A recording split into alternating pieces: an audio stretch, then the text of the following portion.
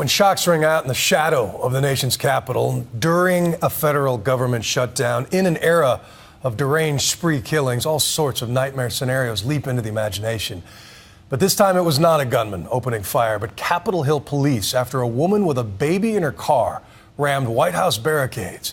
After a high-speed chase, the woman was shot dead, but the child is safe. Who was this suspect? And was postpartum depression partly to blame for the episode? As the search for answers continues tonight, here's ABC's senior national correspondent, Jim Avila. It was 47 minutes of supreme chaos that sent a shut-down Washington into Capitol lockdown. You guys will be fine. Move 2 or 3 more blocks. A high-speed car chase from one end of the famous stretch of Pennsylvania Avenue to the other, White House to Capitol Hill, leaving 2 officers wounded, the driver dead, and a startling discovery, a baby in the back seat of her car. It all began at 2:12 when the driver of this black Infiniti sedan rammed into a barrier on the southeast side of the White House. The barricade fell down because they were kind of plowing through. And at that point, Secret Service was kind of getting more reactive, whoa, trying to stop them. And then they just took off after they hit the barricade down. Police immediately swarmed the scene, but the driver pulled away, careening down the street. By 2:30, she stopped at the Botanical Gardens. Look again as she's surrounded by police, guns drawn. A patrol car tried to block her, but she reversed and was off again as police fired on the fleeing vehicle. It was a 2-door dark coupe, it looked like to me. Shortly after they arrived, I heard the gunshots, and then the car tore out of the area back, toward in this direction with the police cars following it. Immediately, the entire government corridor, from the president's house to the nation's capital, was placed on lockdown. The black car circled the Peace Memorial at a dangerous speed, as captured by a cameraman for Al Hurra TV, an Arab-language broadcaster funded by the U.S. government to gather news for Middle East viewers overseas. The driver raced up Constitution Avenue, past the Capitol, and is finally stopped just a block from the Supreme Court. Gunshots rang out and echoed across the Capitol. Baron Zoka was in his company office overlooking the scene. I was on a call with the windows open, and I heard gunfire. So dropped to the floor. It was very rapid, so there were maybe 8 to 10 shots. And once that was over, I got up and looked out the window onto Constitution Avenue. The smell of gunfire in the air, and Barron began shooting pictures and tweeting what he saw. There were probably 30 cops, many of them in body armor with machine guns. There was an armored personnel carrier that came in about 5 minutes later. So heavy-duty stuff was there. Very heavy. They were clearing the scene, and what added to the feel of it was the smell of gunpowder. Congressmen walking around the Capitol were told to hide their identities. Then very excitedly, a police officer comes running towards me. He saw my pin and he goes, "Are you a member of Congress?" And I said, "Yeah, I am." He goes, "Let me see your identification." So I pulled out my identification. And he says, "Well, take your pin off."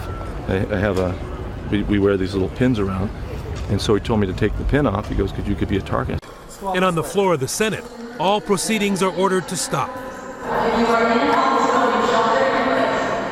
We thought we heard shots. We saw a lot of police cars. Then we heard shots. And then the police told us to go back. We were simply walking back to our office. I'd say we heard pops that sounded like shots. Yeah. The suspect was shot and taken to a nearby hospital where she died. A Capitol police officer, injured when his car hit a Capitol barricade, was also hospitalized, as was a Secret Service agent bumped by the car at the White House.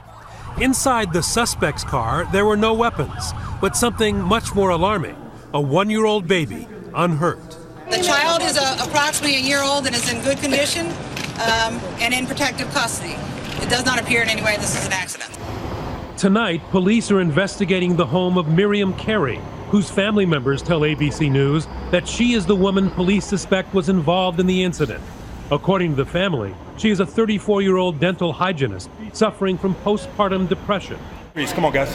Today's chaos could not have come at a more tense time for Washington, this company town already on edge because of a government shutdown, and still recovering from the terrible violence of just a few weeks ago, a few miles away from today's incident, when a lone gunman, 34-year-old Aaron Alexis, stormed Washington's Navy Yard with a shotgun and a handgun. We got a report on the 4th floor, a male with a shotgun, multiple shots fired, multiple people down.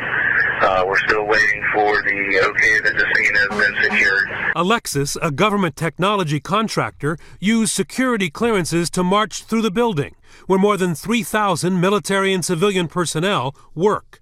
The FBI released these surveillance tapes of Alexis haunting the halls, hunting for innocent targets. An hour and a half into his rampage, Alexis was shot to death after exchanging gunfire with police for more than an hour. 12 innocent people were killed, 4 wounded.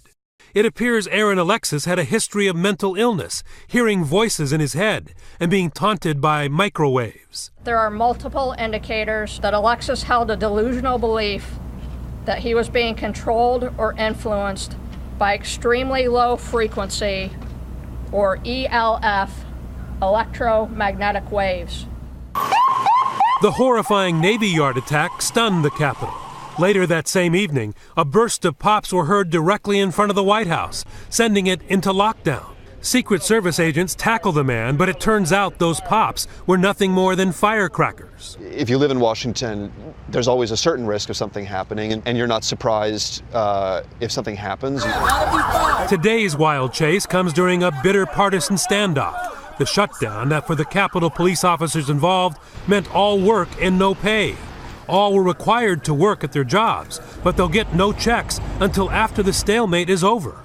As the lockdown ended, Congress took a moment to acknowledge the chaos outside. Madam Speaker, with your permission, I ask for a moment of silent prayer for those officers who have been injured today.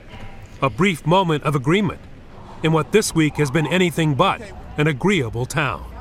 For Nightline, I'm Jim Avila at the Capitol.